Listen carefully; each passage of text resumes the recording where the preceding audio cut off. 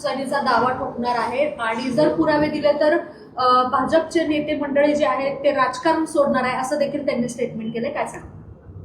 मुळामध्ये स्थानिक भारतीय जनता पक्षाचे नेतृत्व करणारे नेते मंडळींना लाज, लज्जा, शरम, आबरू या शब्दांच्या पलीकडचं हे आता मंडळी झालेले आपण पाहतोय.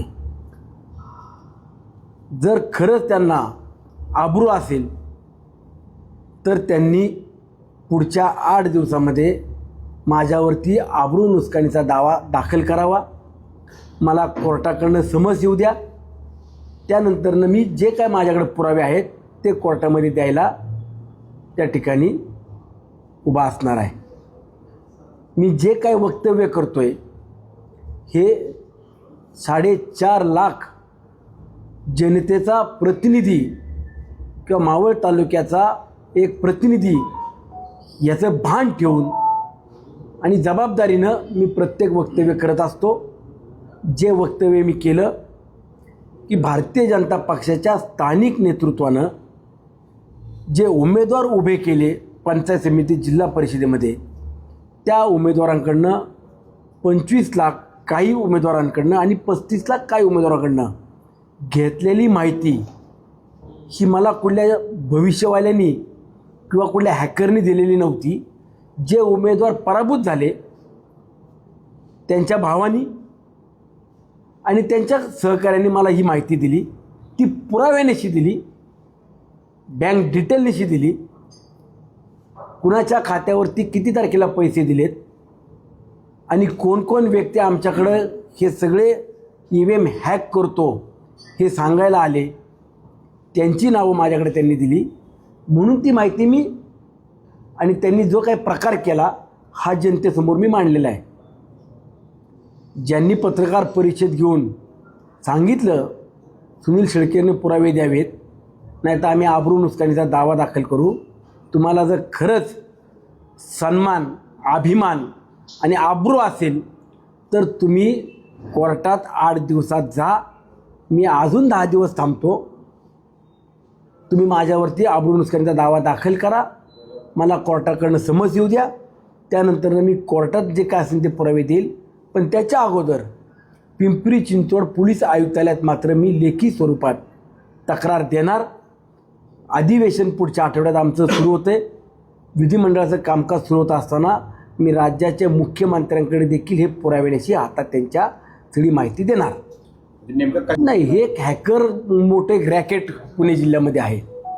मग त्यात मावळ तालुका, खेड तालुका ज्या ज्या ठिकाणी जिल्हा परिषद पंचायत समितीचे उमेदवार यांना कॅप्चर करता येतील किंवा त्यांच्याकडनं काही घेता येईल ते घ्यायचा प्रयत्न केला. आणि त्यात मावळ तालुक्यातले हे 2 नेते स्वयंघोषित यांनी ते रॅकेटवाल्या टोळीला भेटले. त्यांनी संपर्क केला आणि त्यातून तुम्ही यांना पैसे द्या, जर नाही निवडून आलो तर तुम्हाला ते पैसे परत मिळतील असे डील केली. म्हणजे जुगार एक प्रकारे खेळला गेलाय का? या जुगार नाही. जर समजा हॅकर आहे ते एका व्यक्तीने 10 लोकांकडनं पैसे घेतले असतील तर त्याच्यातले 5 लोक निवडून आले तर ते पैसे त्याला मिळतात. जे 5 लोक पराभूत झाले त्यांना ते परत द्यायचे अशी डील त्यांची झाली. म्हणजे जे लोक निवडून येतील त्यांचे पैशांना, जे नाही आले त्यांना त्यांचे पैसे रिटर्न करणार. असं मला नेते कोण आहेत? ज्यांनी पत्रकार परिषद घेऊन सांगितलं ना आम्ही आबरू नुकसानीचा दावा दाखल करतो तेच हे 2 नेते. तुम्ही बाळा भेगडेंना उद्देशून बोलले होते. बाळा भेगडे त्या पत्रकार परिषदेत काहीच बोलले नाही. ते नक्की रोख तुमचा होता कोणा? त्यांनी कालच मला वाटतं काहीतरी जे पराभूत उमेदवार झाले होते तर त्यांना सगळ्यांना बोलवून पत्रकार परिषद घेऊन सांगायचं की आमच्याकडनं कुणीच पैसे घेतले नाहीत, आम्हाला असलं कुणीही सांगितलं नाही. हे सांगायला फक्त अवघे 3च 2 आलते. बरोबर ना? तुम्हीच माहिती दिली ना मला. फक्त अवघे 3च आलते. बाकीचे 12 जण कुठे आहेत? बाकीचे 12 जण कुठे आहेत? ते आले नाही म्हणून तुम्ही कालची पत्रकार परिषद पण रद्द केली ना.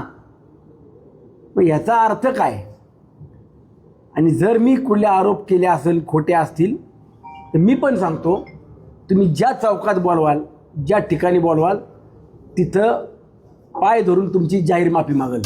मात्र यांना या ठिकाणी जे आहेत ते गणेश भेट त्यांनी जावं ना, त्यांनी ह्या बाबतीत चौकशी लावावी, माझ्या विरोधात चौकशी लावावी, किंवा आमदार जे सांगतात तेवढ्या मतानं किंवा तेवढे उमेदवार विजयी होत आहेत.